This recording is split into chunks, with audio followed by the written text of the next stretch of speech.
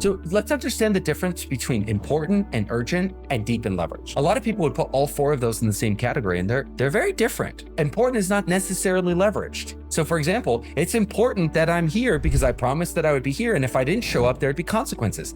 It's important, but is being here making something in my future easier or unnecessary? No judgments on that. It's just the answer is no. Being here with you is not making next week or next month or next year easier for me. This is the status quo work. I have to show up here. Now, are there consequences if I don't show up? Absolutely, which means it is important. What about urgent? Urgent means there might be some like significant, this has to happen today or else. You got to pay this fee by today or the fee doubles. That's urgency. What about depth? So Cal Newport's concept of depth is the idea that it's cognitively challenging work that only you can do. Can something be shallow work and still deep? Yes, it can, because it takes a lot of your cognitive energy, but it's not making your life easier next week or the week after or the week after. And then there's the concept of leverage. Leverage is, does it make my life easier next week? Could something be mentally not that cognitively challenging, but also leveraged? Yes. And so I want you to understand these words are not synonyms for each other. We have to really understand that something can be important but not leveraged. Something can be important and leveraged. Something can be leveraged but not cognitively challenged, or important but not cognitively challenging. So we have to understand, like, what do these things actually mean, and stop using them as synonyms for one another.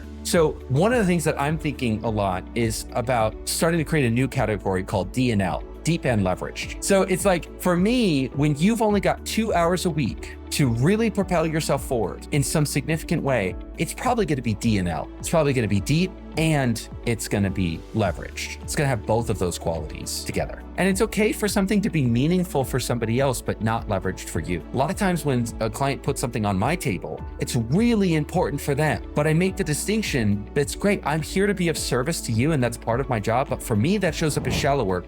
For you, it's leveraged. If I do this for you, it propels you forward in a significant way. It doesn't really do much for me. I'm happy to do it. That's my job to do it, but I'm not going to write it as deep work or leveraged work on my time tracker, because for me, it was just status quo. It's what I do every day. So we want to be honest with ourselves. Like, what is this thing? What does it represent to me?